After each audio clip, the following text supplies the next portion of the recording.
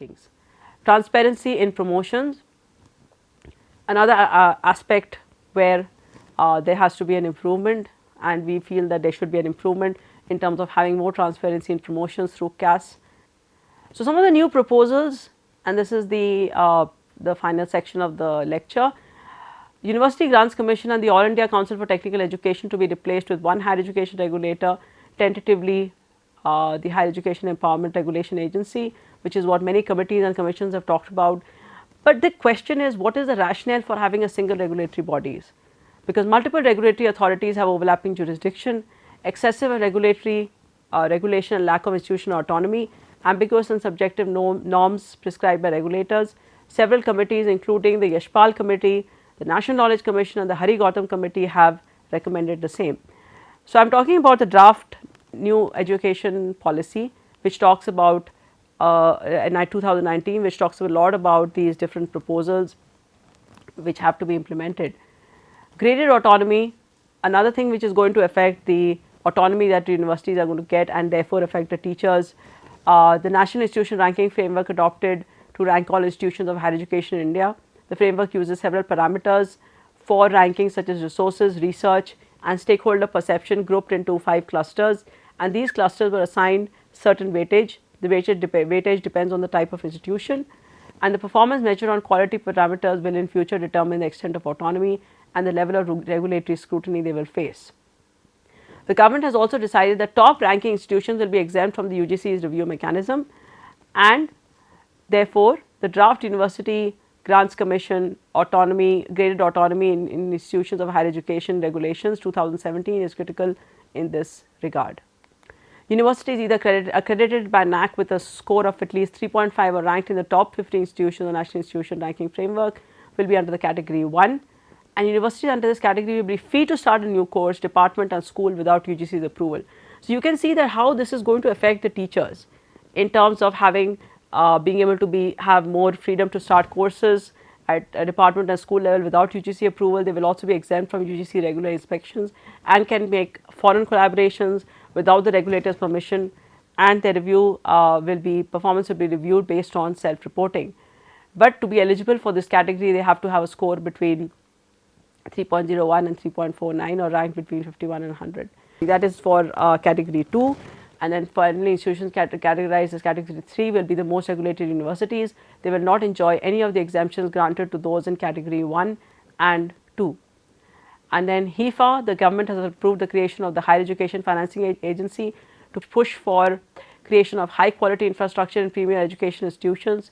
The HEFA would be jointly promoted by the identified promoter and the MHRD with an authorized capital of rupees 2000 crore. So, basically this is talking about financing the civil and lab infrastructure projects through a 10-year loan, and the principal portion of this loan will be repaid through the internal accruals earned through the fee receipts of the institutions. So, this is encouraging institutions to become more entrepreneurial in nature, to become more self-financing in nature, and this is going to affect the teaching learning process. Along with that, the institutions of eminence, establishment of 20 world-class institutions, 10 public and the rest private, has announced this initiation. Institutions which are shortlisted will be free from regulatory mechanism and can place an emphasis on multidisciplinary initiatives, high quality research, global best practices and international collaborations. So, new policy developments, the government is in the process of finalizing the new education policy, which will focus on equity and quality. Focus will be on ensuring inclusive quality education, lifelong learning, also encourage private participation in the highly regulated higher education system. Government will be giving more autonomy to institutions to pursue research and development and innovation. Several programs such as the SWAYAM have been created to promote online learning and quality benchmarking. The policy also aims at increasing the internationalization of Indian higher education and gives a roadmap for the entry of foreign universities. So, the draft National Education Policy 2019 talks about the energized, engaged and capable faculty and putting faculty back into the heart of higher education institutions. So, there are 2 points here. One is an energized, engaged and capable faculty and putting faculty back into the heart of higher education institutions.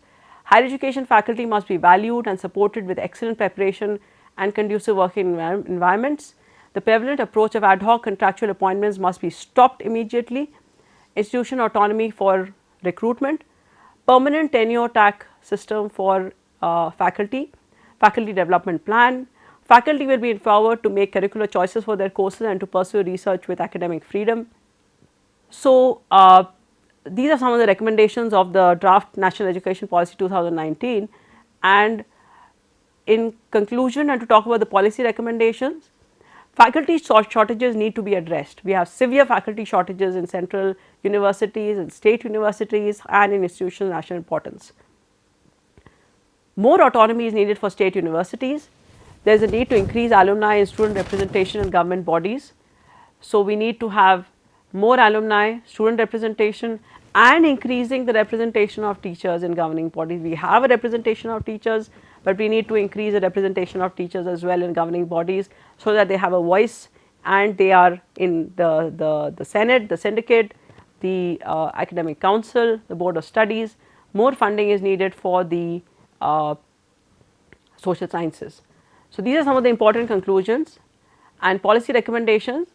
Procedures to ensure that the same set of people are not repeatedly nominated to participate in governance while several others do not get a chance.